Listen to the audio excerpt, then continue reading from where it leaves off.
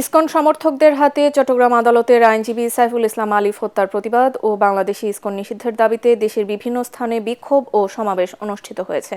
নাটোরে বিক্ষোভ সমাবেশ করেছে ছাত্র জনতা। মঙ্গলবার রাতে নাটোর শহরের কানাইখালী পুরাতন বাসস্ট্যান্ড এলাকা থেকে বিক্ষোভ মিছিল বের হয়। মিছিলটি শহরের প্রধান সড়ক ঘুরে কেন্দ্রীয় মসজিদের সামনে গিয়ে প্রতিবাদ সভা করে। এ সময় ইসকন ও সনাতনী জাগরণ জোট নিষিদ্ধের দাবি জানান বিক্ষুব্ধরা। একই দাবিতে জামালপুরে বিক্ষোভ মিছিল করেছে সরকারি আশেক মাহমুদ কলেজ ও জামালপুর মেডিকেল কলেজের শিক্ষার্থীরা। মিছিলটি নগরীর বিভিন্ন সড়ক প্রদক্ষিণ করে। বাংলাদেশ সনাতন জাগরণ মঞ্চের মুখপাত্র অধ্যক্ষ চিন্ময় কৃষ্ণ দাস ব্রহ্মচারীর সমর্থকদের হামলার চট্টগ্রাম আদালতের আইনজীবী নিহতের প্রতিবাদে বিক্ষোভ মিছিল করেছে। রংপুরের বেগম রোকেয়া বিশ্ববিদ্যালয়ের শিক্ষার্থীরা বিশ্ববিদ্যালয়ের প্রধান ফটক থেকে একটি বিক্ষোভ মিছিল বের হয়ে শহরের বিভিন্ন সড়ক প্রদক্ষিণ করে।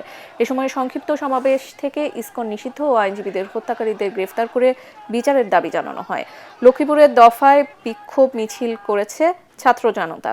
মঙ্গলবার রাতে শহরের চক মসজিদ এলাকা থেকে বিক্ষোভ মিছিলটি শহরের প্রধান সড়ক ঘুরে উত্তর তেমুহুনি এলাকায় গিয়ে শেষ হয়। এর আগে জেলার মডেল মসজিদ এলাকা থেকে একটি বিক্ষোভ মিছিল বের করেন সর্বস্তরের ছাত্ররা।